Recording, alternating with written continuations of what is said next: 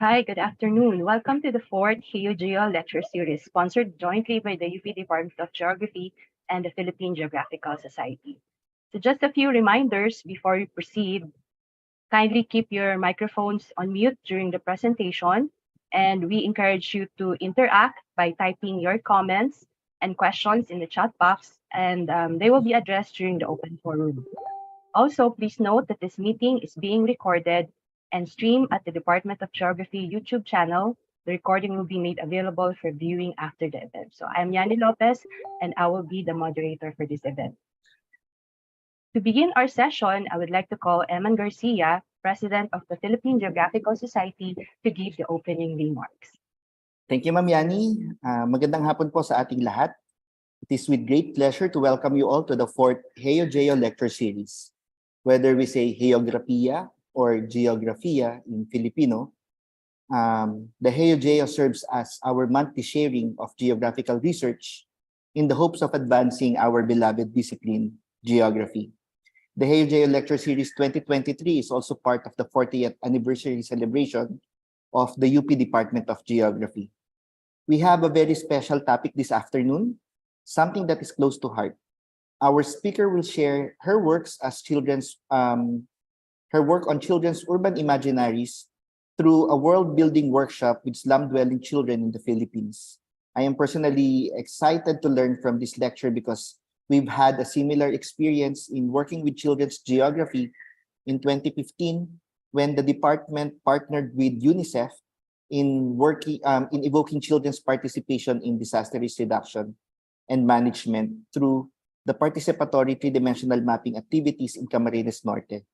The partnership was further enhanced through the child-centered participatory approaches and GIS in DRR, which the PGS implemented with UNICEF project areas, partnering with civil society organizations all over the country from 2016 to 2018. So yes, it is quite exciting to see what other methodologies we can employ in ensuring the participation of one of the most marginalized sectors in our society, the children. As is our tradition, we curated your registration keywords into a word cloud. Dominant words include children, creative, imaginative, limitless, oblivious, playful, and diverse. We also have unbounded, underappreciated, fantastical, constructive, and powerful.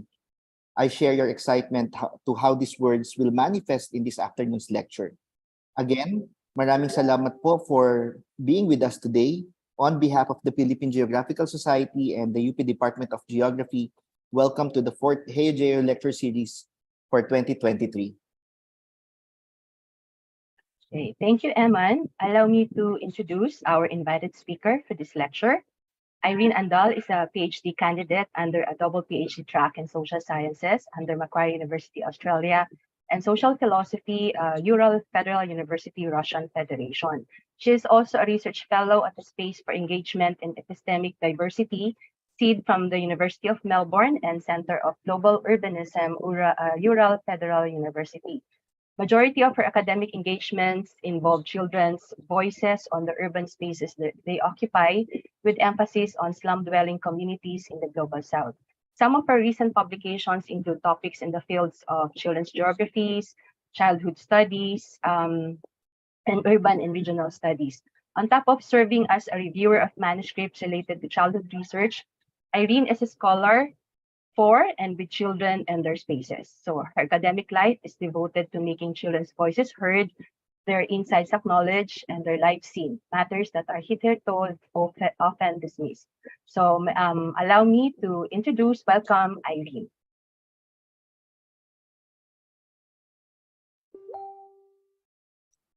Hello, everybody. Let me share my screen first. Right, has it started? Right, okay. So thank you, Yanni, for that very generous introduction. So first, let me acknowledge that I am occupying the lands of the Darug Nation, and I respect elders past, present, and future, and recognize the continuity of knowledge that nurtures country and community. And let me also acknowledge the funding source of this project I am presenting. the Institute of Human Geography. So, good day, everybody, wherever you are. I am Irene, and as Yanni said, I considered myself as a scholar for and with children in their spaces, and my research is devoted to making children's voices heard, their insights acknowledged, and their lives seen. So, here's a pitch. What if children imagine a fictional city? Specifically, what creative ideas might we learn from slum-dwelling children? So today, let me share with you the findings of one of the chapters of my PhD thesis in which children made for fictional cities. Basically, it is part of my PhD research, which is about slum-based childhood play in the Philippines. And I wonder how children use spaces in urban informalities to play during the COVID-19 pandemic and its early aftermath. But today, I am presenting a spin off project, some sort of a wild card chapter in my PhD thesis, whereby I applied creative methodologies of world building to investigate urban imaginaries from slum dwelling children.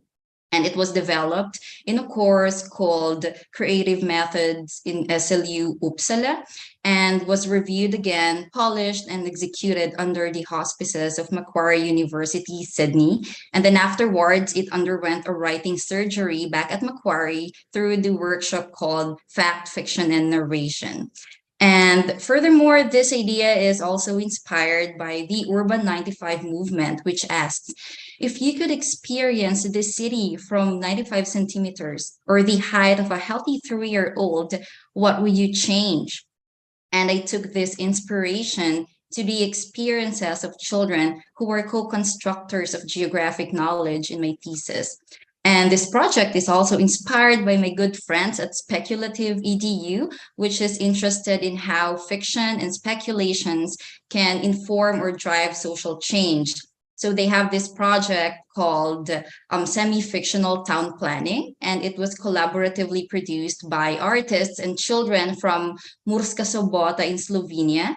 So there they showcase their shared vision of a city's future. So I'd like to mention all of that before discussing my own project to show that there are many allies behind my own research, from designing it to funding to writing to plant production to other collaborations. So it just goes on to show that I am not alone in doing this, and we are all in solidarity to offer counter stories against the imperial and adult centric understanding of urban spaces. So in this project, I employed the notion of useful fictions, which speak about stories that help us understand our lives. So while this can be criticized as unreal or untrue, imaginations can show intimate details of attitude and reflections to the broader social and spatial relations of which they are a part. So this project has engaged in a participatory approach, which was meant to let children lead the conversations in a way that makes sense to them, rebelling against the dominance of technocratic notion of expertise in research that homogenizes children in urban poor areas. And this also resonates with Jane Jacobs' sentiments that cities have the capability of providing something for everybody only because and only when they are created by everybody. And obviously, children are part of this everybody. So the task is simple but not easy to create a fictional city together.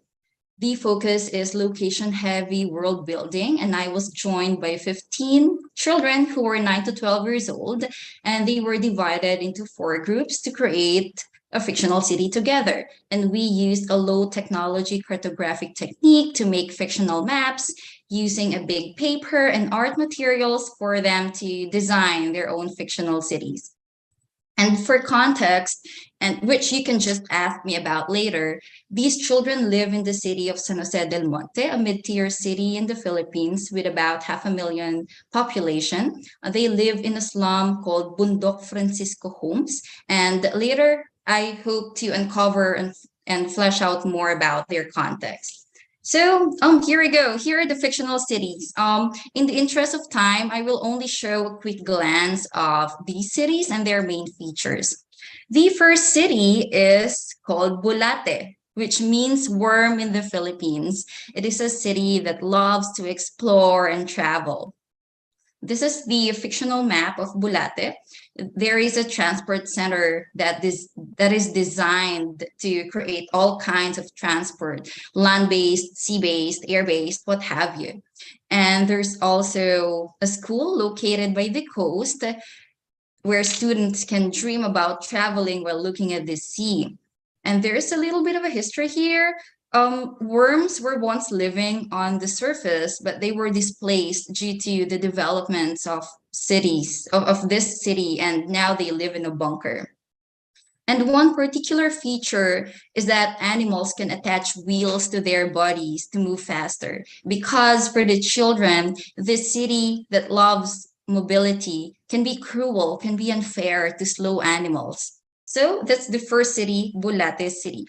The second city is called Ate Darna. It was named after a Filipino superhero, Darna, and I'm sure many Filipinos out there recognize Darna.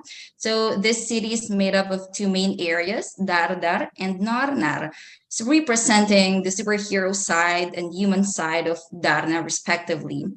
So let's go to Dardar first. It is a busy region, and among the highlights of Dardar is the octopus place, where a resident octopus gives advice when one is thinking about doing bad things.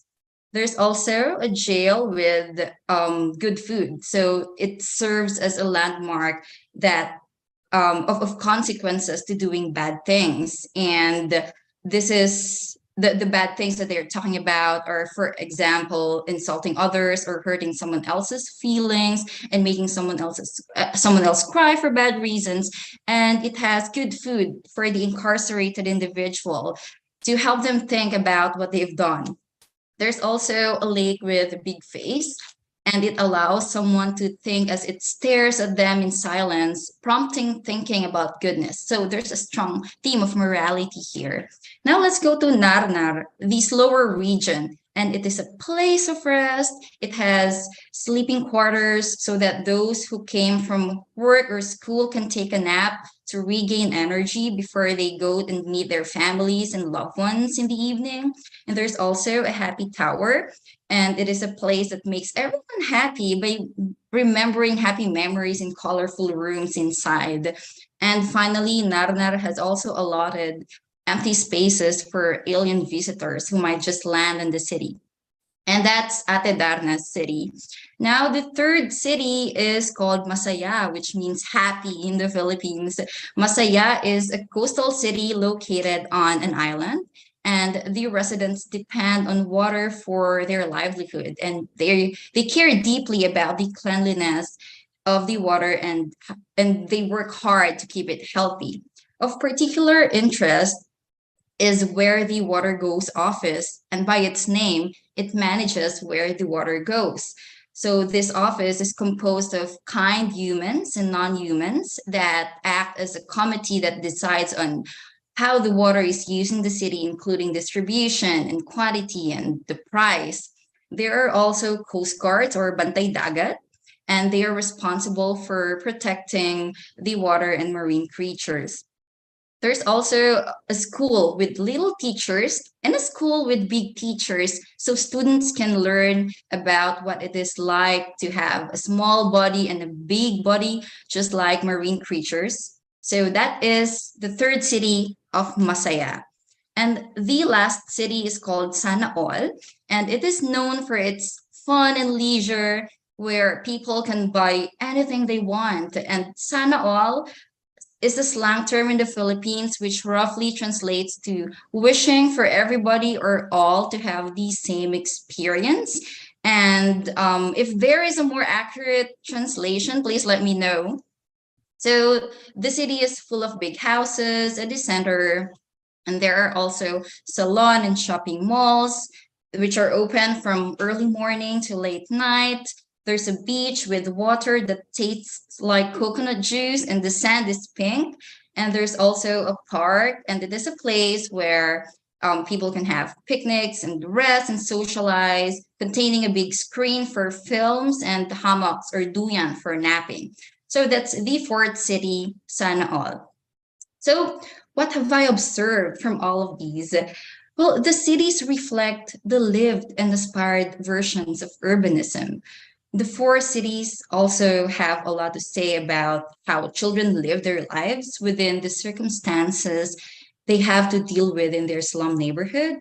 But at the same time, they're also about dreams on city living. So, for the lived experiences or the lived realities of children, the fictional cities are not removed from the exigencies of children's slum neighborhood, from the displacements of worm in Bulate to the alien visitors who just come by in Ate Darna to the fluid notion of being able to be hired because one is kind in Masaya, or just the carefree life in as expressed in Sana All. So all these are tethered to children's everyday informal arrangements in their slum neighborhood. They live in a slum on a hill and they know the inevitability of eviction and they are exposed to informal jobs. But at the same time, they value community of welcoming the homeless and just being kind and carefree. And as for the aspired city, the fictional cities also demonstrate the deepest recesses of children's desires, from the new transport technologies in Bulate to the jail with good food in Ate Darna to the clean water in Masaya and just being able to afford things in Sana All. They desire to have better access to clean water, to have resting places, to have a judgment-free neighborhood, and just to be respected in their city. So, how do we make sense in all of these? If anything, the fictional cities embody contradictions as well as coherences between fiction and reality and all the negotiations in between, resonating with Massey's message that what we have in our spaces are stories so far and they accumulate and they can be forgotten. They can also add things up. This reminds us that even with the most well intentioned and well planned ideals and visions in a city building can still have many contradictions as well as coherences at the same time. And for the children, when I ask them, the cities are not meant to be perfect. They are just meant to be livable with all the contradictions and coherences, resulting in a diverse and dynamic range of possibilities for cities.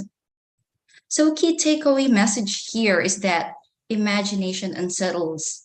Imagination is a tool that breaks down the traditional hierarchies of who is entitled to envision a city. And we need this reminder because as humans, we tend to misunderstand the perspectives of those different from ourselves. But not only that, there's also a tendency to diminish the value of those perspectives, especially when coming from children. But when we allow ourselves to have unrestrained thoughts about urban spaces, for instance, it opens up for multiple perspectives and urban imaginaries, and one that can even accommodate the often overlooked visions of children in cities. And a concrete example of how imagination translates to actionable transformations is through street experiments or an intentional temporary change of street use regulation and or form in order to explore systemic change in urban mobility away from streets for traffic towards streets for people. And we can see this example in Pasig City in the Philippines.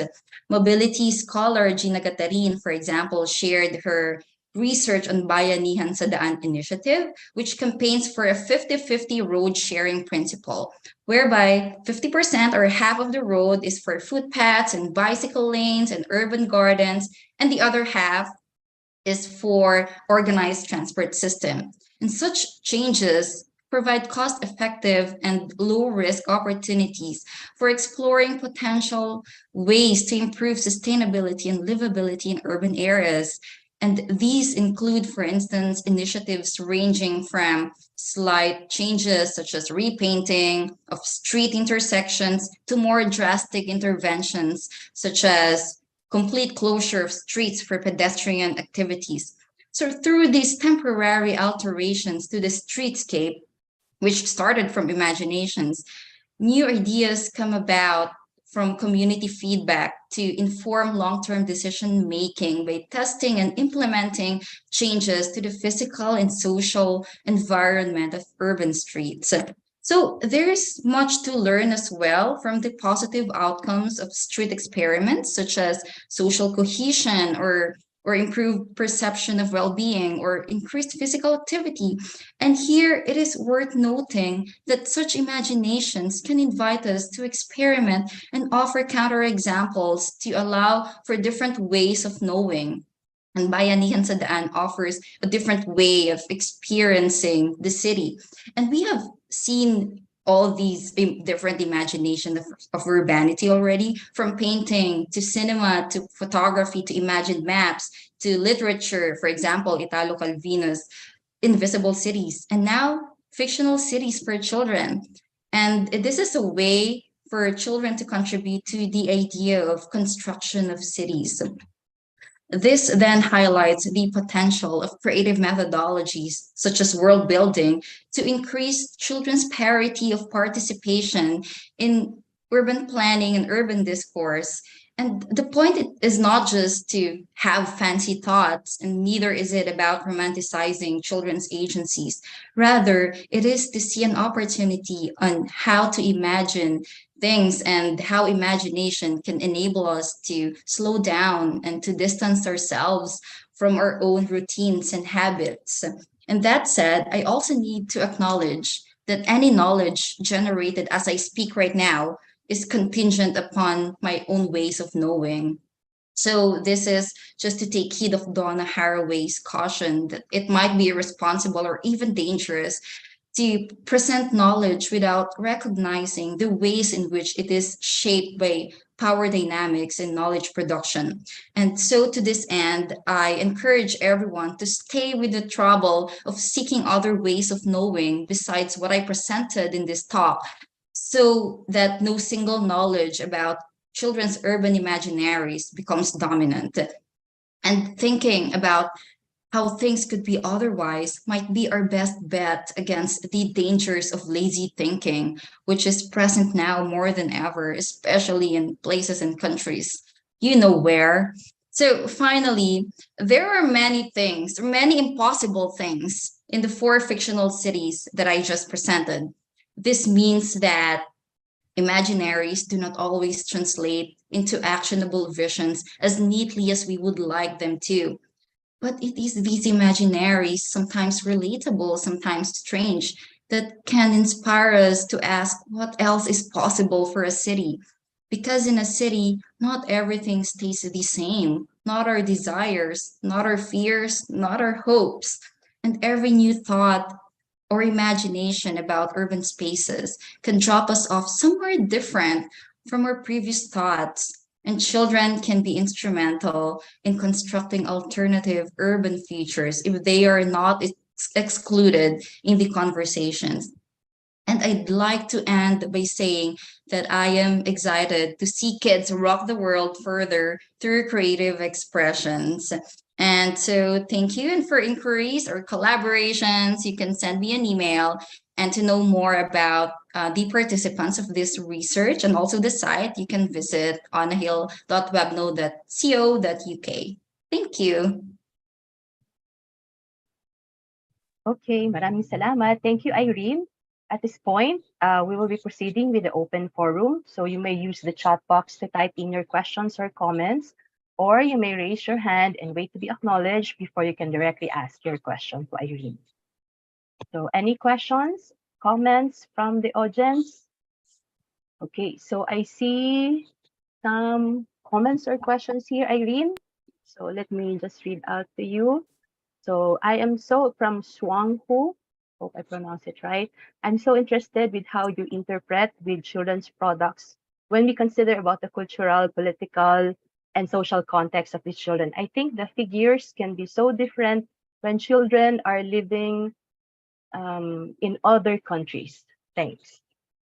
So would you All like to right. comment to that, Irene? Yeah. Oh, hi, Daisy. Yeah, that's Daisy. It's nice to see you here. And yes, definitely, especially when we're talking about the differences between global north and global south, but not only that, There are also differences, for example, when it comes to informalities, urban informalities in different parts of the world. And so definitely imaginaries, and also how the cultural, political, and social context will also be different, and how they play out against each other will also be different. So yeah, I do recognize that thing.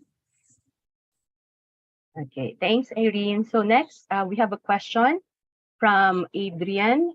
So hi, Ma'am Andal, would it be okay to ask the prompts or questions or instructions given to the kids look or sound like? It's so given to the kids look or sound like. It's so interesting how they were so considerate about the different aspects of society and community, such as the incarcerated, aquatic animals, and the like. So I was wondering if there were particular questions or prompts given that led them to think about all these things. So yeah, first of all, let me say that what I have presented to you was already the package thing. The process of making those fictional maps and creating fictional cities with children is a very, let's say, chaotic experience for me as well. So definitely there were prompts. I started with one group, and then so they did not do it all together at the same time. I started with one group and they have prompts, but these are loose prompts or questions. Like, for example, we started with, what kind of city do you like to live at? And then it was followed by a theme, like, so let's give a personality to this city. Like, for example, that's why some of them thought about Darna, or some of them thought about San All, because some of them started with wishful thinking. So there was not a specific prompt, because that'll be difficult for children, especially. I started with the question of, what kind of city do you like to live at? And then winged it from there. So there were lots of scaffolding in that in that process. So when they said something about coastal cities, or they said something about, let's say, sharks, so I asked, um so would this be kind of a city that's surrounded by water? And so they kind of discussed that already. Like, they said, yeah, it can be an island, but someone said, oh no, it should be an island, because it's difficult to have a city, an island based city. So um again, there was a first prompt, and then I just wing it from there, depending on how the interaction went with the children. Otherwise, a very scripted like prompt won't make it as to the process of how I did it. So I hope that answers your question. Okay, thanks, I. So next question from TJ. What were the challenges that you face as you do this research involving children, and also coming up with the typologies of cities that they aspire to have? What was the process like working with children? Thank you very much. So and I'm gonna be sarcastic when I say this, that one time I felt like I wanted to destroy myself with fire, because that was so chaotic. But I am being sarcastic here, okay? That is just to show you how difficult it was, because it was new to them, but they were also very excited about it. So the first thing that I did was to just lay down the big cartolina paper, just a big paper. And then there were art materials. And then um, it was so helpful to have like a leader in the group, because the leader was the one to actually moderate, because as much as possible, I wanted to have to step back and to have the smallest role in that dynamic of children. Otherwise, they might end up they might do the halo, not the halo effect, but they might please me, or because when I asked something, they said, oh yeah, that's a good idea. And so I was just giving a prompt, but then they were like, maybe let's do that. So I didn't want to intervene much. So that's how it went. We had a leader per group, not necessarily the one to impose or dictate things. I still moderated it, but it was definitely them who did it. How was it like to how was the process? Again, it was chaotic. There were lots of times that I questioned my decision to do this, but at the end of each city, I just I was just constantly in love with these children. So about the typologies, I'm not sure about the question, but they started with personalities. Like what kind of city do you, or what kind of person do you want to imagine the city to be? So they started as that, and so they kind of imagine different things. Yeah. So I hope that answers the question. If not, you can just send me an email. Okay, thanks. Another comment. So thank you for the study from Nat. So this was very insightful. So from Kara, congrats. Ang galing. So do you include the discourses of kids slash observations of their behaviors during the process of drawing as data in your analysis, or is just focused on their drawings? Right, right. So yeah, thank you, Kara, for that question. I did a writing workshop on this one, and the first draft that I produced was so removed from the children. And then I was it was suggested to me that I needed to include the children and bring the reader back to how the children created the fictional cities. So um I included the discourses and observations in my analysis in that chapter, but the data presentation is more of like a literary account of how the children did the whole process of city building, fictional city building.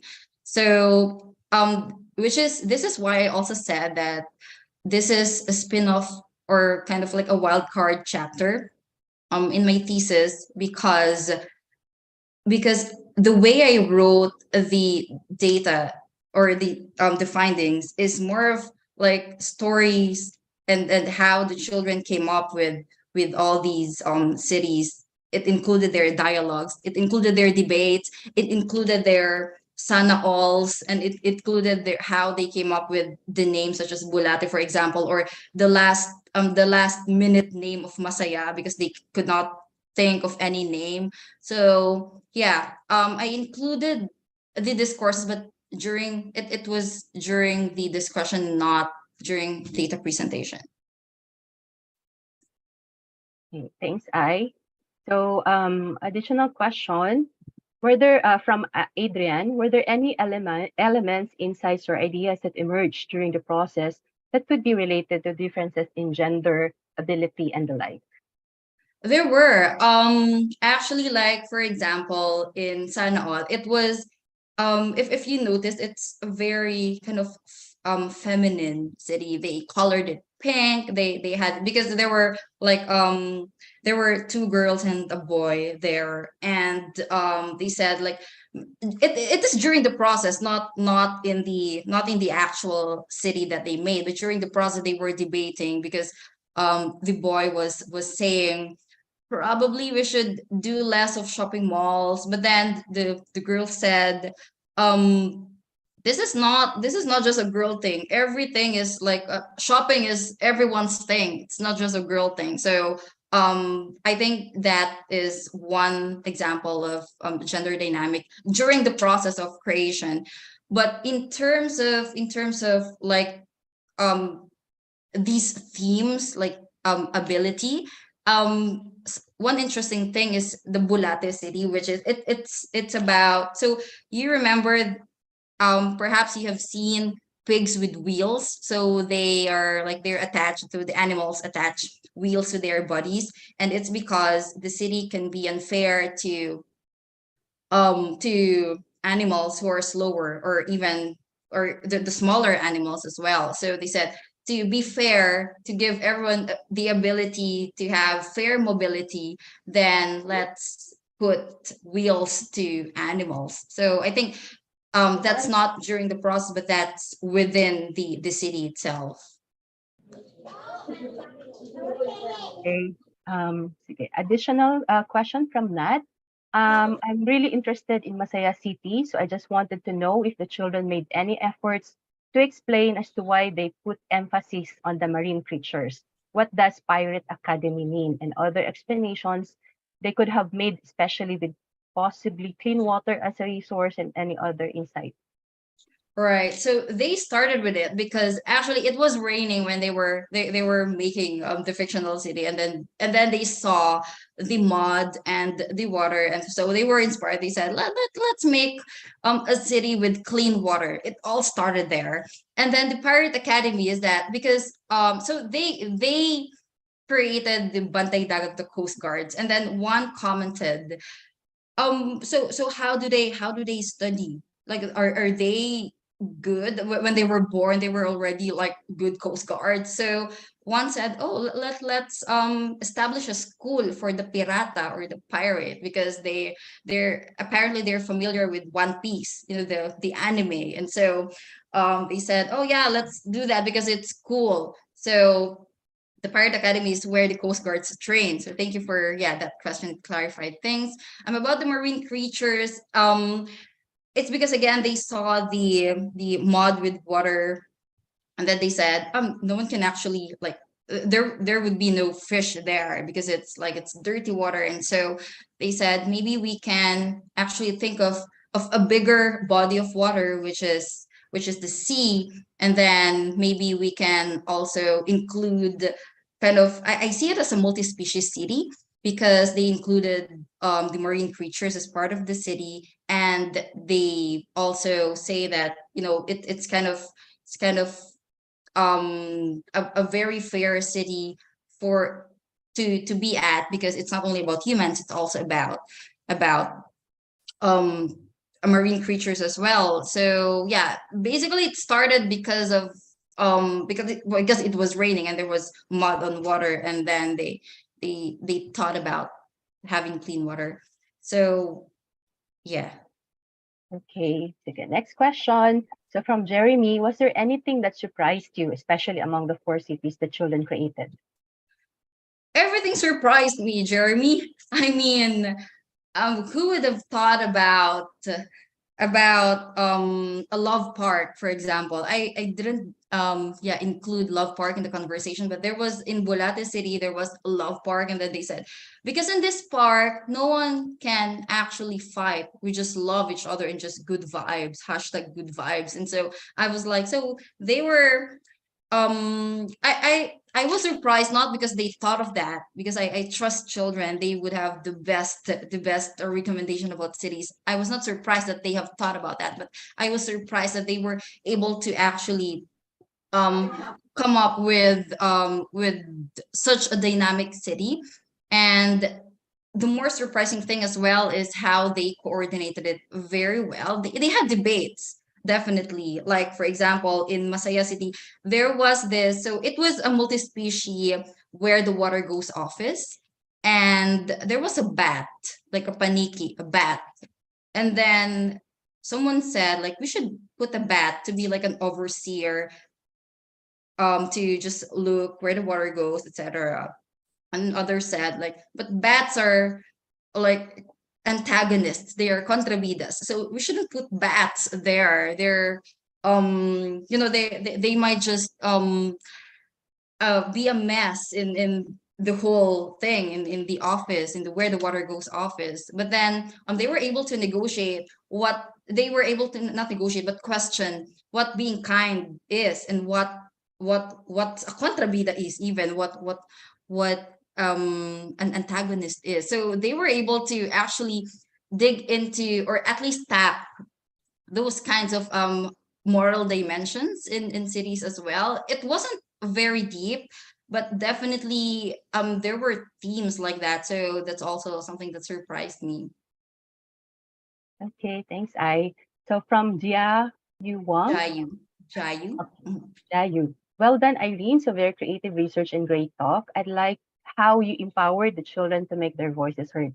Quick question. So did you repaint kids' maps with colors and add ornaments to make everything more recognizable? If yes, how do you ensure the originality, validity of the kids' takes? All right. So what I presented earlier are like the original. I just perhaps use filter to make it more visible for audience. But the like the circles and all like the some icons there, I just put it so that the audience can easily recognize the whole thing, like with my what I emphasize, what part of the city I'm emphasizing. So yeah, I just used filter Jayu.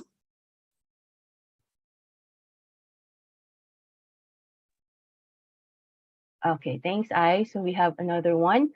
So one more question po, since I think I think this could be the last question for this session. So one more question po, since I think a lot of people would laugh or belittle these kinds of projects and efforts because it's too idealist and imagination lang and unrealistic. So how do you see the ideas and illustrations of the children being applied in more concrete and practical terms? Paano o saan po kaya sa tingin ninyo pwedeng simulang ma-actualize ang mga ideas na ito ng mga bata? So that people, adults especially, would see that this actually matter. Right. So actually earlier, I have presented what happened in Pasig City, Bayanihan sa Daan. It actually started as an imagination. So these are called, it's not really prevalent in the Philippines, like street experiments, like probably that's something foreign. But for example, in Italian cities, for example, they're so fond of street experiments. It is where imagination can lead people to do certain things differently in their city. So again, one example in the Philippines is Bayanihan sa Daan initiative, in which people thought of like or they explored potential ways to improve sustainability and the livability of the city, which included repainting of street intersections to some more like drastic interventions, such as closure of street pedestrian activities or and yeah, I also mentioned earlier that there are many impossible things in these cities, and it just goes on to show that um, imaginations are not always translatable into actionable visions as neatly as we would like them to, but at least it can start, we can have a start in thinking what else is possible for a city. And I think many people also downplay imagination as a start, and in the first place urban planning is starts in imagination. It is a vision which has been enacted upon, and now there's reality. So the point that I'm driving at is that imagination is a tool that breaks traditional hierarchies. It disrupts how we think on regularly about cities, and we can experiment. Perhaps if you want a very practical answer, street experiments. Okay, thanks, I. I think we have pahabol na question for you from Kane. So Irene, that was wonderful. Thank you for outlining your research. I always enjoy hearing from you. So quick question. Did the children see the maps made by others? So interestingly, thank you, Kane, for bringing that up. The children, the second group, third group, and fourth group saw the map of the first group. So those who came last saw everything, but then the first batch did not see all the other maps. So that was kind of unfair, and I do hold myself accountable for that. So thank you, Kane. I will let them know. Okay, so comment from Evelyn. So such a superb presentation, Eileen, telling the story of the children in your research and bringing their ideas to life. Their innocence and telling it like it reminds us of the importance of city planning to be functional as well as meaningful. So many great ideas. From a town planner, from an urban planner, Evelyn. Okay. Wow. So I think that's it. We can wrap up the open forum session. So thank you everyone for this productive and insightful discussion. So at this point, allow me to present the Certificate of Appreciation to our speaker. So Certificate of Appreciation is given to Aireen Andal for the valuable insights and expertise shared as a virtual research speaker for the talk What if children created a fictional city? Urban imaginaries of slum-dwelling children in San Jose del Monte City, Philippines, as part of the Geo Lecture Series 2023 held on March 31, 2023, signed by the Chair of the Department of Geography, Joseph Palis, and the President of the Philippine Geographical Society, Emmanuel Garcia. Okay, so thank you once again, Irene, for sharing your research, and thank you to our participants in this Geo Lecture Series. So please watch out for our future Geo Lectures. So for the month of April, we have Sotokian projects in Mauritius, Shades of Sustainability, to be presented by Mary Carner and Elizabeth Sommerland from Johannes Gutenberg University Mainz on October 24, 2023. Also, our past lectures can be accessed by the UP Department of Geography YouTube channel. You can visit our channel to watch our previous lectures as well as other recorded events of the PGS, Philippine Geographical Society, and the Department of Geography.